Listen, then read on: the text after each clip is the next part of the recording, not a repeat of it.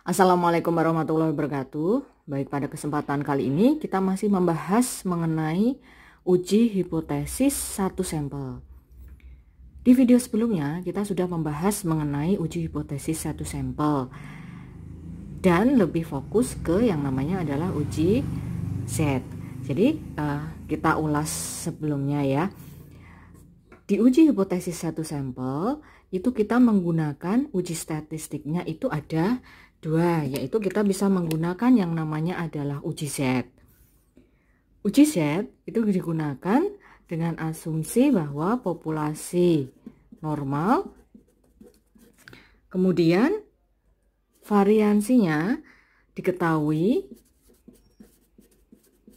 kemudian selanjutnya adalah jika N-nya, uji Z digunakan jika N-nya lebih dari 30 atau jika sampelnya lebih dari 30. Kemudian uji hipotesis satu sampel yang bisa kita gunakan selain uji Z adalah kita bisa menggunakan uji T. Uji T itu digunakan dengan catatan diasumsikan bahwa populasinya sama, yaitu normal ya, populasinya normal. Kemudian variansinya tidak diketahui. Ini syaratnya ya. Syarat kita menggunakan uji T. Kemudian selanjutnya adalah jika sampelnya kurang dari 30. Kita bisa menggunakan uji T. Jadi syarat untuk menggunakan uji T adalah populasi normal, variansi tidak ketahui, dan jumlah sampelnya kurang dari 30. Baik, jika di video sebelumnya kita sudah membahas tentang uji Z, pada kesempatan kali ini kita akan membahas tentang uji T untuk satu sampel. Nah, sebelum kita masuk ke uji T, saya akan menunjukkan dulu cara membaca tabel untuk perhitungan uji T, yaitu bagaimana cara membaca T tabel. Saya tunjukkan dulu. Jadi, bentuk tabelnya untuk uji T seperti ini ya, untuk uji T. Nah, cara perhitungannya bagaimana? Cara perhitungannya adalah kalau yang kemarin kita sudah membaca tentang tabel Z di video sebelumnya. Nah, sekarang cara membaca tabel untuk T-tabel untuk uji T. Nah, di bagian yang ini namanya adalah alfanya atau tingkat signifikansinya.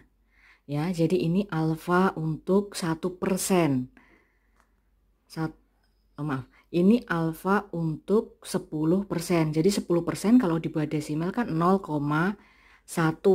Sehingga di sini ini titik itu depannya berarti 0,1, depannya 0 ya. Terus kemudian ini alfa untuk 0,05. Yang ini adalah alfa untuk 0,025 dan seterusnya.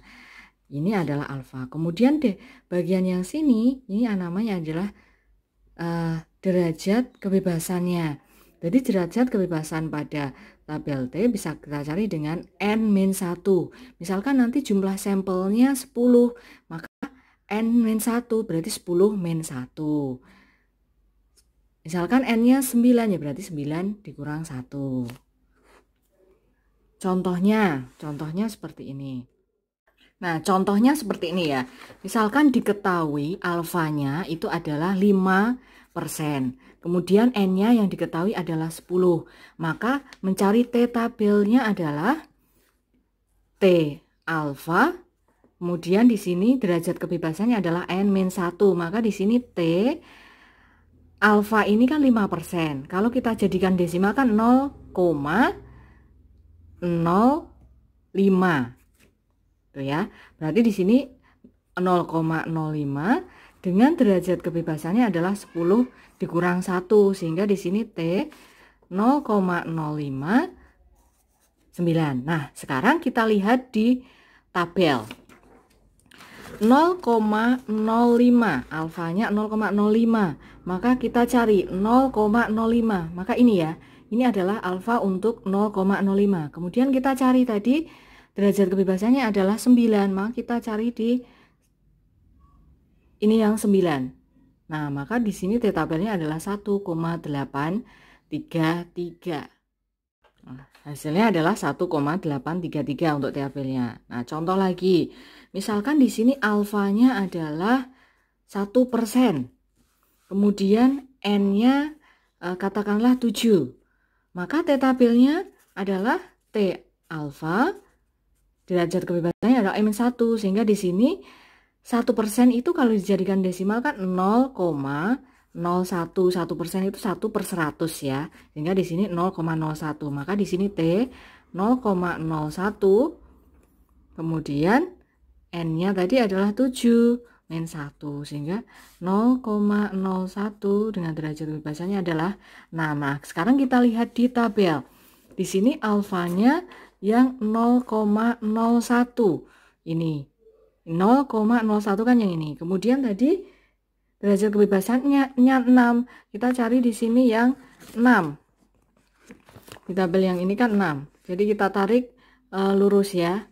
Sini 6, 0,01, maka yang 3,143, sehingga di tabelnya adalah 3,143. Nah, selanjutnya kita ke contoh soal. Dari contoh soal itu diketahui bahwa sebelum melakukan olahraga, mahasiswa olahraga diwajibkan untuk melakukan lompatan sebanyak 40 lompatan per menit. Dari 10 sampel, artinya di sini sampel yang diambil adalah 10 sampel secara acak. Didapat lompatan per menit adalah sebagai berikut. Jadi ini ya, 26, 31 dan seterusnya. Kemudian pertanyaannya, apakah dari sampel data di atas dapat disimpulkan bahwa lompatan dipenuhi oleh mahasiswa olahraga? Dengan alfanya adalah 5%. Nah, cara mengerjakan soal ini adalah dengan menggunakan langkah-langkah atau prosedur hipotesis yang sebelumnya sudah dijelaskan di video sebelumnya. Jadi langkah pertama untuk menentukan, untuk menghitung suatu hipotesis adalah langkah pertama yang kita lakukan adalah menentukan dulu H0 dan H1-nya apa. Jadi di sini diketahui bahwa lompatan mahasiswa diwajibkan untuk melakukan lompatan sebanyak 40 lompatan. Maka di sini kita tentukan dulu H0 dan H1-nya sebagai langkah pertama. Menentukan hipotesisnya. Maka H0-nya adalah ini ya, mahasiswa diwajibkan melakukan lompatan sebanyak 40 kali lompatan. Maka di sini mu-nya sama dengan 40 sebagai H0-nya. Kalau H0-nya adalah mu sama dengan 40, maka H1-nya adalah mu tidak sama dengan 40. Ya. Kemudian langkah selanjutnya adalah menentukan tingkat signifikansi atau alfanya adalah sebesar, alfa tadi sudah diketahui di soal yaitu sebesar 5%. Sehingga di sini kita tuliskan saja alfanya adalah 5%. Kemudian yang ketiga adalah kita menentukan dulu statistik ujinya. Menentukan statistik ujinya. Statistik ujinya atau uji statistiknya. Karena di sini diketahui sampelnya adalah 10, diasumsikan distribusi normal, maka kita gunakan uji statistiknya adalah dengan menggunakan uji T yang rumusnya adalah X bar dikurang dengan mu 0 per S per akar N. Terus kemudian yang keempat adalah kita menghitung. Ya, menghitung dengan menggunakan uji statistik yang sudah ditetapkan. Nah, sekarang untuk menghitung kan kita harus tahu dulu X bar-nya apa, kemudian mu 0-nya apa, S-nya apa, akar N apa. X bar itu adalah rata-ratanya. Kemudian mu 0 di sini adalah rata-rata awalnya. Awalannya seperti apa? Kemudian S-nya ini adalah deviasi bakunya, N-nya ini adalah jumlah sampelnya. Nah, sekarang kita cari dulu rata-ratanya. Nah, untuk mencari rata-rata, saya coba dulu buat dalam bentuk tabel terlebih dahulu, karena tadi ada 10 sampel. Yang pertama adalah 26 sampelnya tadi ya. Di sini ada 10 sampel. Ini tadi di soal 26, 31, 23, 22 ini adalah sampelnya. Maka kita tuliskan saja di sini 26, kemudian 31, kemudian ada 33, 22, 11, 22 lagi, 14, 31, kemudian 24 dan 16. Ini ya, 16. Kemudian setelah itu kita cari di sebelahnya, kita cari kuadratnya, x kuadrat. Jika kita kuadratkan hasilnya seperti apa? Misalkan di sini 26 kuadrat, itu hasilnya adalah, kita cari kuadratnya ya. Di sini ada 676, 31 kuadrat berarti 961, 33 kuadrat 529. Kita cari satu-satu ya. 22, 484, kemudian 121, 484, 14 kuadrat 196, 31 kuadrat 961, 576, kemudian yang di 16 kuadrat 256. Nah sekarang kita cari jumlahnya secara keseluruhan untuk x-nya. Di sini kita jumlahkan 26 plus 31 dan seterusnya sampai 16. Di sini ini kita bisa namakan dengan sigma x, atau jumlah keseluruhannya adalah sama dengan berapa ini? Kita jumlahkan hasilnya adalah 220. Nah, yang di sebelahnya ini namanya adalah sigma x kuadrat, karena kan tadi sudah kita kuadratkan. Kita jumlahkan dari 676 sampai ke 256. Maka di sini hasilnya adalah 5244. Nah, kemudian kita hitung rata-ratanya. Cara menghitung rata-rata adalah X barnya itu sigma X per N. Tadi sigma X-nya hasilnya adalah 220.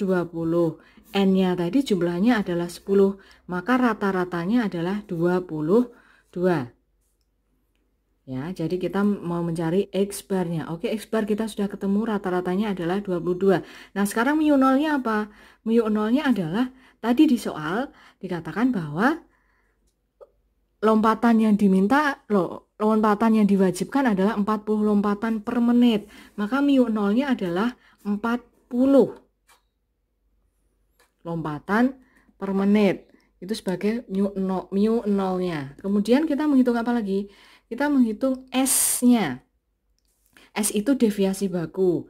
S itu rumusnya adalah S, cara menghitung S itu rumusnya yang digunakan adalah akar N dikali dengan sigma X kuadrat dikurang ini sigma X dikuadratkan per N dikali dengan N-1. Ini adalah rumus untuk mencari deviasi baku gitu ya. Nah, ini kita tinggal masukkan saja yang diketahui. N-nya tadi sudah diketahui, itu adalah jumlah sampelnya 10. Kemudian sigma X kuadrat ini sudah kita cari, hasilnya tadi adalah 5244 dikurang dengan tadi sigma X, ini sigma X kan 220. Ini kuadrat, kita kuadratkan 220 dikuadratkan dibagi dengan N-nya tadi adalah 10. Kemudian dikali dengan 10 dikurang 1. Sehingga di sini hasilnya akar 5200, 10 dikali 5244 adalah 52.440 dikurangi 220 kuadrat itu kan 48.400 dibagi dengan 10 dikali 9. Sehingga Di sini hasilnya berapa? Ya, kita coba untuk hitung. Hasilnya adalah akar, ini kita operasikan dulu ya. Akar 5440 52.440 dikurangi, ini hasilnya adalah 4040 dibagi 90. Nah, ini di akar.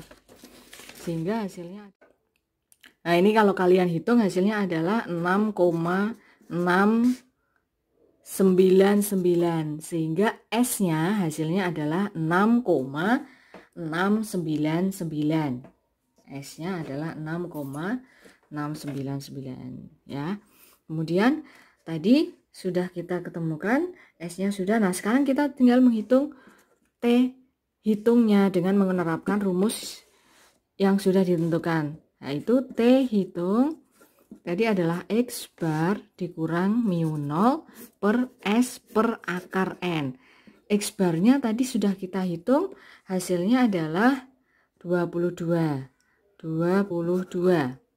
ya. X barnya kan tadi sudah kita hitung 22 rata-ratanya. Kemudian dikurang dengan mu 0 nya adalah 40 ya, lompatan yang diinginkan ada 40 per S nya tadi yang sudah kita hitung adalah 6,699 dibagi dengan akar N itu adalah jumlah sampel. Karena sampel yang diketahui adalah 10, berarti akar 10. Maka 22 dikurangi 40 kan negatif 18 dibagi dengan 6,699 per akar 10. Ini kalau dihitung kan negatif 18 dikali dengan, artinya kan kalau dikali kan dikali akar 10 per 6,699. Di sini hasilnya kalian bisa hitung negatif 18 akar 10 itu 3,16227 dibagi 6,699.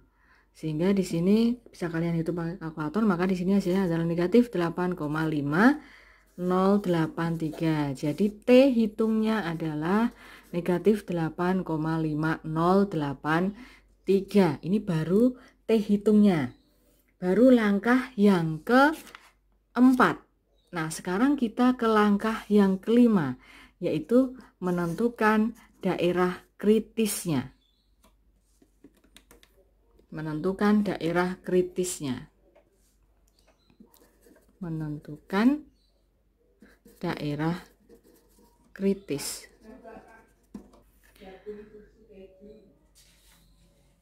Nah, cara menentukan daerah kritis tadi yang diketahui adalah hipotesisnya mu sama dengan 40, H1-nya mu tidak sama dengan 40. Ini kalau digambarkan dalam daerah kritis, karena sama dengan dan tidak sama dengan, maka itu adalah tutile ya. Tutile. Kemudian ini kita arsir karena dia ada 2. Tadi alfanya yang diketahui adalah 5%, alfa 5%. Maka ingat, kalau tutile, maka alfa harus kita bagi 2. Sehingga di sini ini adalah 2,5%, yang bagian di sini juga 2,5%. Nah, cara menentukan T tabel, maka di sini T tabel itu adalah T alfa per 2, karena di sini adalah tutile, maka di sini alfa per 2 dengan derajat kebebasannya adalah N-1, sehingga di sini T 2,5% dijadikan dalam desimal kan 0,025, sehingga di sini 0,025 N-1 10 dikurang 1 sehingga T 0,025 9. Nah, sekarang kita cari dalam tabel T. T dengan alfanya adalah 0,025. Kita coba cari di tabel 0,025, ini kan berarti yang ini ya, 0,025 alfanya, kemudian tadi n-nya 9. Nah, kita tarik ke sini 9, sehingga di sini ini 9, kemudian 0,025 berarti yang 2,262. Maka T tabelnya adalah 2,262. Nah, ini titiknya berarti 2,262. Yang titik yang selanjutnya negatif 2,262. Gitu ya. Maka daerah kritisnya itu yang ini ya, yang diarsir T, di mana jika T-nya lebih dari, yang di sini kan lebih dari 2,262 atau T-nya kurang dari, yang di sini kan artinya kurang dari ya, kurang dari negatif 2,262 gitu ya. Itu adalah daerah penolakan H0. Nah, sekarang selanjutnya adalah keputusan ujinya bagaimana? Keputusan ujinya adalah kita lihat tadi T hitungnya adalah negatif 8,5083. Posisinya di mana dia? Posisinya itu dia di sebelah, di tengah-tengah ini yang tidak diarsir atau daerah yang diarsir. Negatif 8,503 artinya kan dia berada di lingkungan wilayah yang diarsir. Titik ini adalah negatif 2,265. Maka negatif 8 ini kan berada di sini ya, yang diarsir. Maka keputusan ujinya adalah jika berada di daerah yang diarsir itu artinya H0 mengalami penolakan. Maka keputusan ujinya sebagai langkah ke-6. Keputusan ujinya adalah H0 ditolak. Nah, sekarang kalau H0 ditolak, maka langkah ke-7 adalah kesimpulan. Kesimpulannya apa? H0 tadi kan mu sama dengan 40. Maka kesimpulannya apa? Maka kesimpulannya adalah lompatan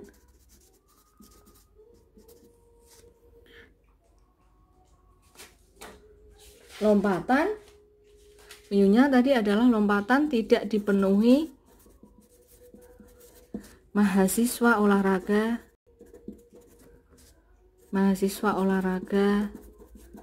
sebanyak 40 lompatan per menit, karena H0-nya adalah ditolak.